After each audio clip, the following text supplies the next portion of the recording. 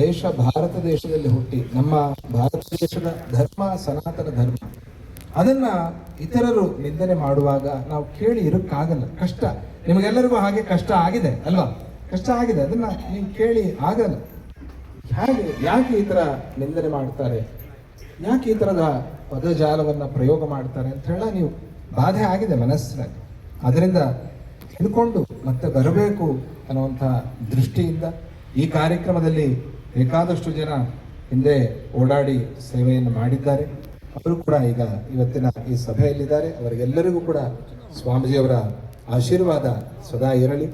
ನೀವು ಎಲ್ಲರೂ ಕೂಡ ಇವತ್ತು ಘರ ವಾಪಸ್ ಅಂತಂದ್ರೆ ನಮ್ಮ ಮನೆಗೆ ನಾವು ಬಂದಿದ್ದೀವಿ ಅಂತ ಅರ್ಥ ಅಲ್ವಾ, ಬೇರೆ ಏನಲ್ಲ.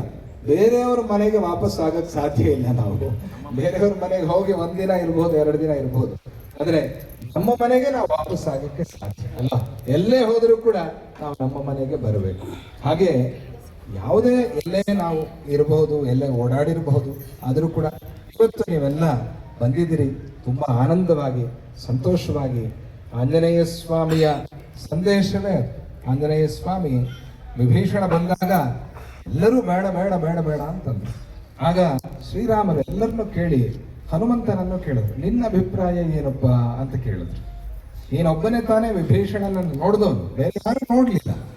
ಏನು ಇಷ್ಟ ಬಂದಾಗ ಅವರವರ ಅಭಿಪ್ರಾಯವನ್ನು ಅವ್ರು ಹೇಳ್ತಾ ಇದ್ದಾರೆ. ನೋಡಿದವನು ನೀನು, ಲಂಕೆಗೆ ಹೋಗಿ ಅವನ ಹತ್ರ ಮಾತಾಡಿದವನು ನೀನು, ನಿನ್ನ ಅಭಿಪ್ರಾಯ ಏನು ಅಂತ ಕೇಳಿದಾಗ, ಯಾ ಪ್ರಭು ನಿನಗೆಲ್ಲ ಗೊತ್ತು, ರಾಮಚಂದ್ರ ಸ್ವಾಮಿ ಅವನಿಗೆ ಗೊತ್ತಿಲ್ಲದೆ ಇರೋದೇನಿದೆ, ನೀನು ಯಾಕೆ ನಮ್ಮನ್ನು ಕೇಳಬೇಕು?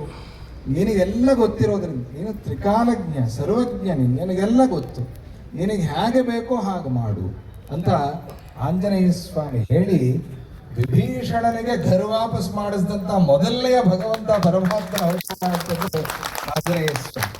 ಅದಕ್ಕೆ ಸ್ವಾಮಿಜಿಯವರು ಇವತ್ತು ಈ ಹನುಮತ್ ಜಯಂತಿ ಅಥವಾ ಹನುಮದ್ ವ್ರತದಂದು ಈ ಕಾರ್ಯಕ್ರಮವನ್ನ ಆಯೋಜನೆ ಮಾಡಿ ಸಂಕಲ್ಪಿಸಿ ಇವೆಲ್ಲರೂ ಬರಬೇಕು. ಬಹಳಷ್ಟು ಸಾವಿರಾರು ಜನ ನೋಡ್ತಾ ಇದ್ದೀರಿ, ಅವರಿಗೆಲ್ಲ ಪ್ರಸಾದ ಕೊಡಬೇಕು ಸ್ವಾಮೀಜಿ. ಸಾಧಾರಣ ಹನುಮತ್ ವ್ರತ ಆದ್ಮೇಲೆ ಎಲ್ಲರಿಗೂ ಪ್ರಸಾದ ಕೊಡೋದು ಒಂದು 3 ಗಂಟೆ ಕಾಲ ಕೆಲಸ.